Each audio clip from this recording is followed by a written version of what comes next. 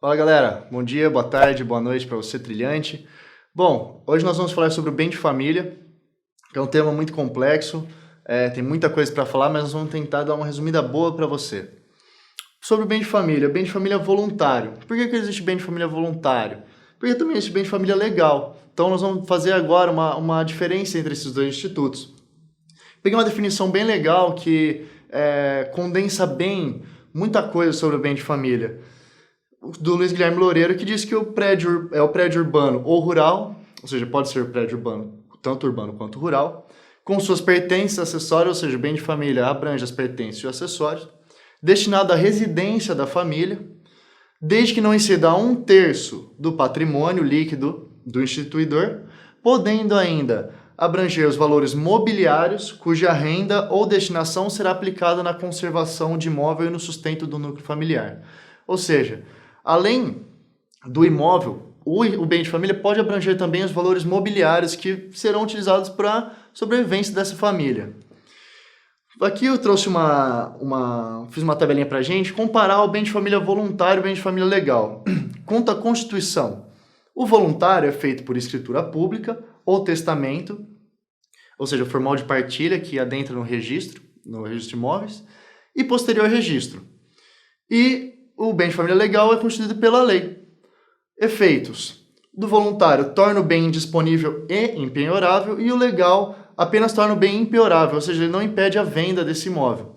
Sobre a abrangência, o voluntário ele abrange o imóvel e outros bens que compõem esse imóvel até 1/3 do patrimônio líquido.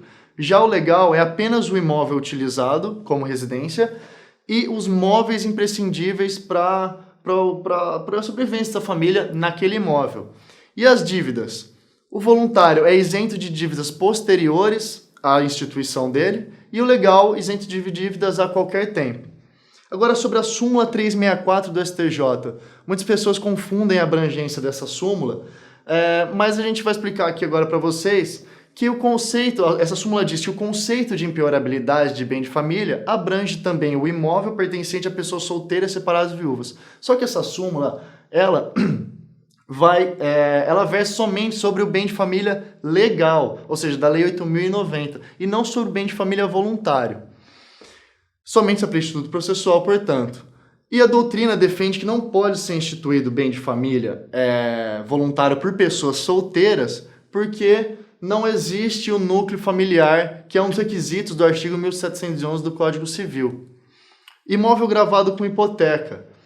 Pode ser instituído o bem de família em imóveis que já estão gravados com hipoteca? A doutrina diverge. Marques dos Reis e Serpa Lopes entendem ser possível, enquanto Clóvis Bevilacqua e Eduardo Spínola entendem não ser possível.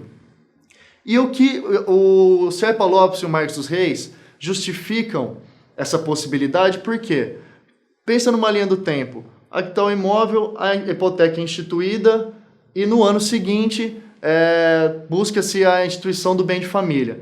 Eles dizem que esse direito, por ser anterior ao bem de família, ele vai prevalecer. Ou seja, o bem de família vai isentar o imóvel de dívidas posteriores à sua instituição, mas essa hipoteca, caso haja execução hipotecária, o imóvel não estaria livre dessa execução. Então, por isso, eles defendem ser possível, sim, a instituição do bem de família em imóveis já hipotecados. Em mais de um imóvel, pode. É estranho dizer isso, né? Porque quando você fala bem de família, você sempre pensa em uma casa, né? Em um imóvel só.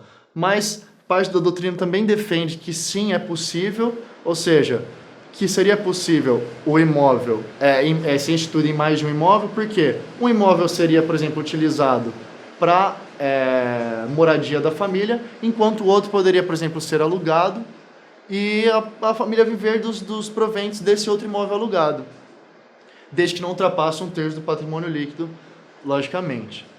O procedimento da instituição do bem de família. A pessoa chega com a escritura pública lá, por exemplo, ou testamento, né, para instituir o bem de família no registro de imóveis. Caso não haja exigências, o oficial de registro, ele publica o edital, segundo o artigo 262, inciso 2º da Lei de Registros Públicos, e Aí depois da publicação do edital, não havendo reclamação de nenhum interessado, registra-se integralmente no livro 3, que é o livro de registro auxiliar, e no livro 2, que é o livro de matrícula.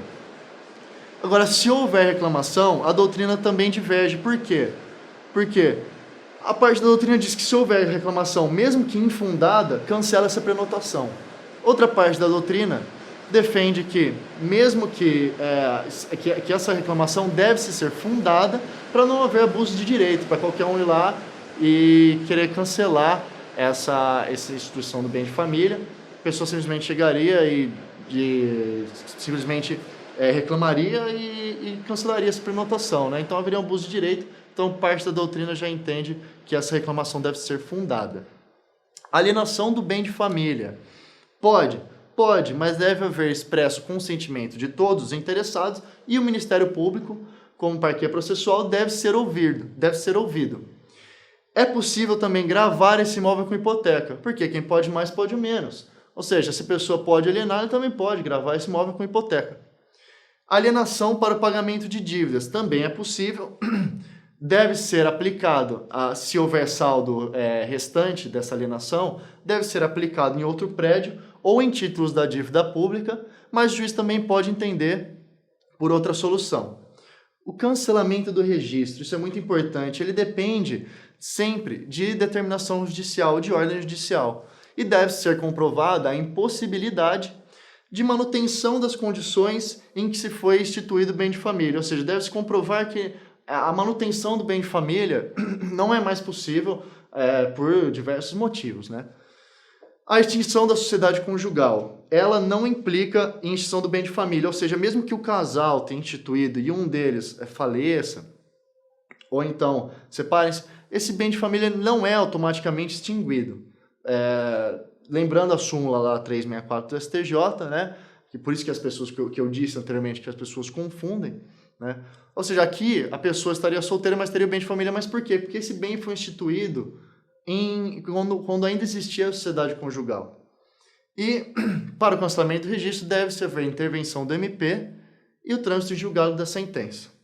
Bom, galera, essa foi a nossa aula de hoje. Espero muito que vocês tenham gostado e até a próxima. Obrigado.